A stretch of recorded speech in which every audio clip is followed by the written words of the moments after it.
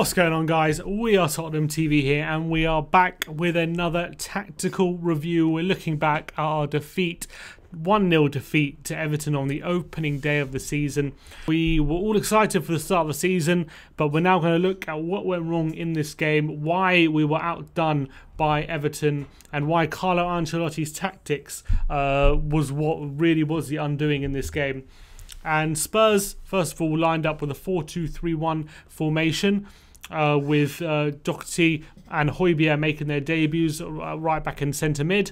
Everton lined up with a 4-3-3 with James Rodriguez, Alan and Doucouré all making their debuts.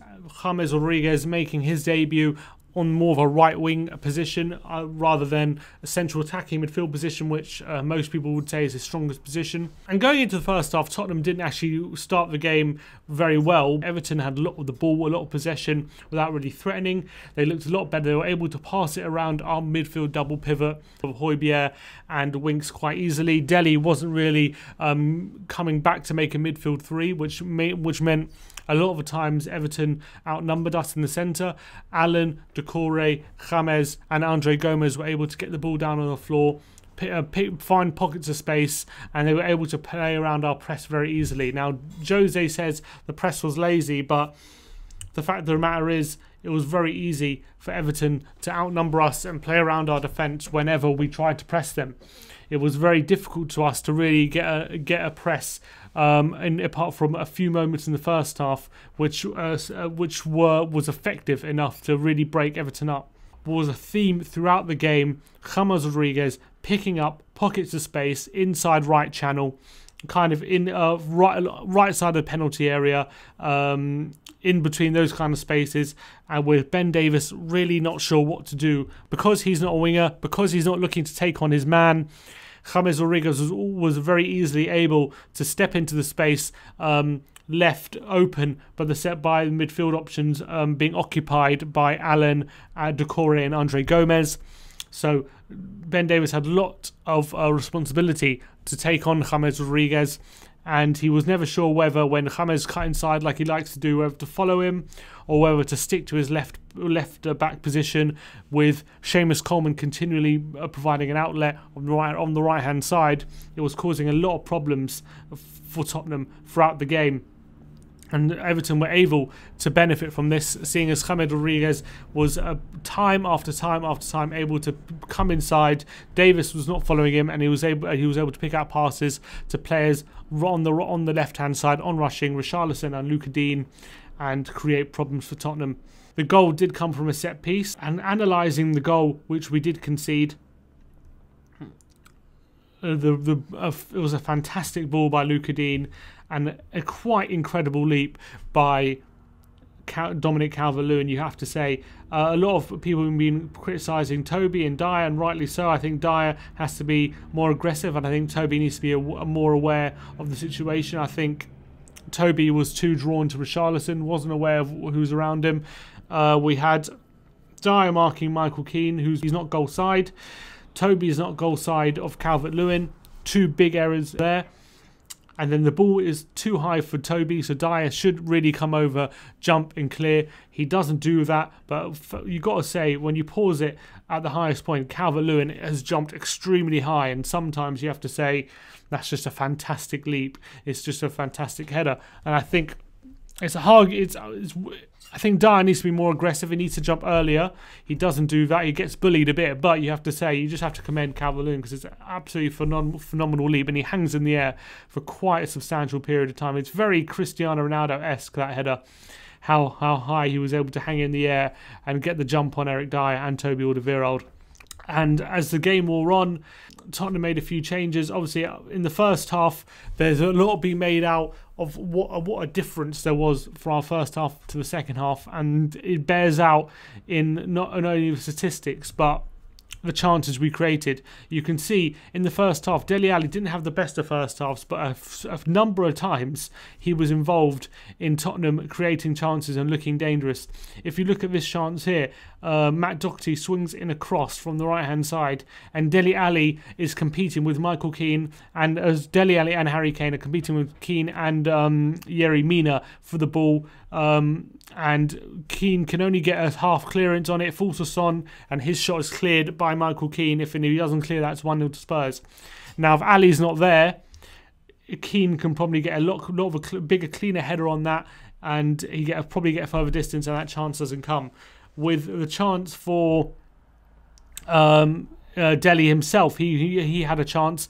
Obviously, Son picked the wrong option. He should have picked out Kane, but Dele was there to make the run, and he was provided an option, and that was an outlet there where we always had an extra attacking player. And I can understand why Jose Mourinho decided to make a change, because Dele wasn't having the best of games and Everton were having a lot of control in midfield.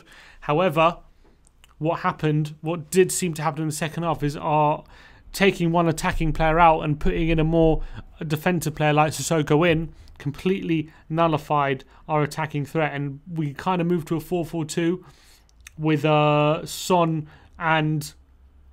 We kind of moved to 4-4-2 with Son and Kane up front, Lucas and Sissoko on the wings, and it just did not work. It did not work. Everton find it so easy because we're still outnumbered in the centre. Son and Kane weren't pressing back as much or pressing high. It was very easy for them to play around our press. Højbjerg and Winks were continually out of position, continually... how many times Winks was seen tracking back, trying to get back to James, who was in a dangerous position because he's too busy dealing with Decore, Andre Gomez and Alan, who both of them seem to always have time on the ball. And not only do they have time on the ball, but they had physical and pacey strikers like Calvert-Lewin and Richarlison, who whenever they came up against Toby and Dyer one-on-one, they always seemed to have the better of them. A number of times Calvert-Lewin was playing in between the lines of Toby and Dyer and was able to get in between them, get a run on the centre backs, and fire a shot on goal without obviously getting anything of a play of note. Very worrying thing is a number of times Richarlison was able to get in on the left-hand side, in behind Matt Doherty, who found himself very high up the pitch.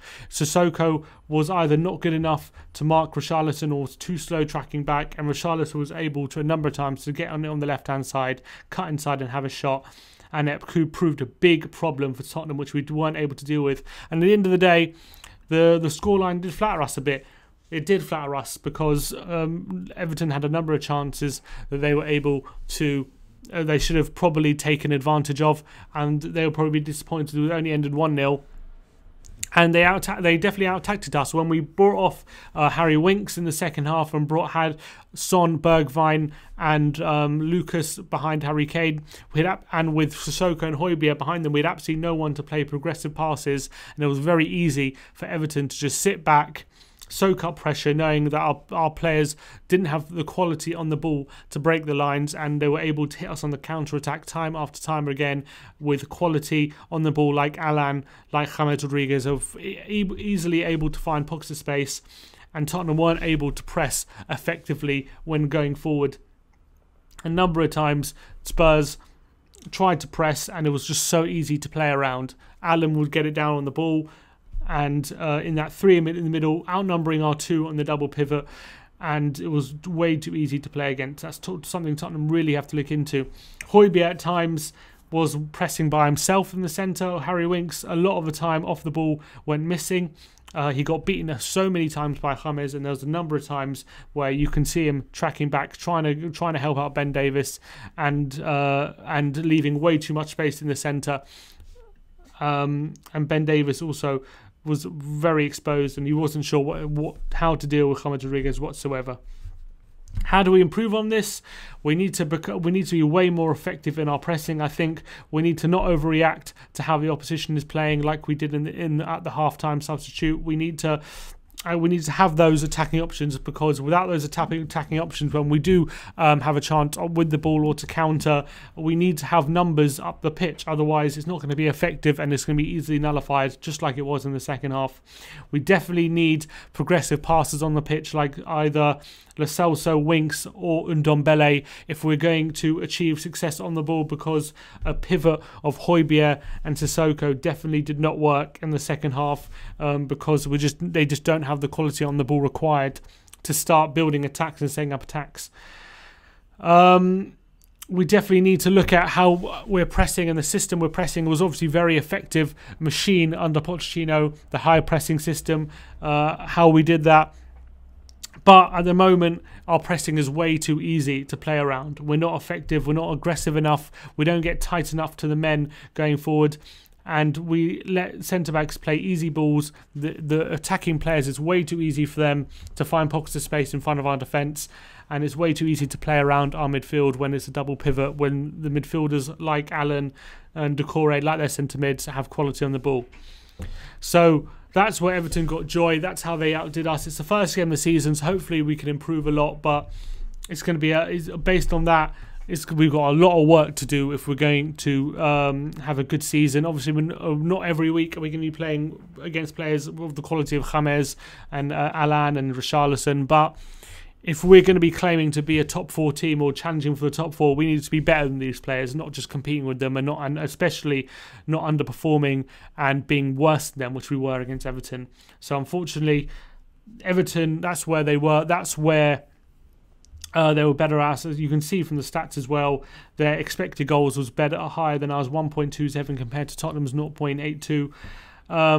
So they had a far better expected goals than Tottenham, and they had far more chances and shots as well. Spurs having 9 shots to Everton's 15. However, surprisingly, Tottenham actually had more shots on target than Everton, 5-4. So shows you that we're actually quite efficient with our shots, but we didn't have enough attempts. And it also goes back to the problem we had last season, where we're way too easy to make chances against. We thought a defensive midfielder like Højbjerg was going to solve that problem, but at the moment, that same problem as we had last season has continued this season, and Højbjerg is going to really need to find his role in the squad, because he kind of seems to be pressing by himself at the moment, so he needs help from the other players. That's what I would say. But that's how Everton beat us 1-0. Like and subscribe if you enjoy this content. Let me know in the comments below what more you'd like to see. And as always, come on you Spurs.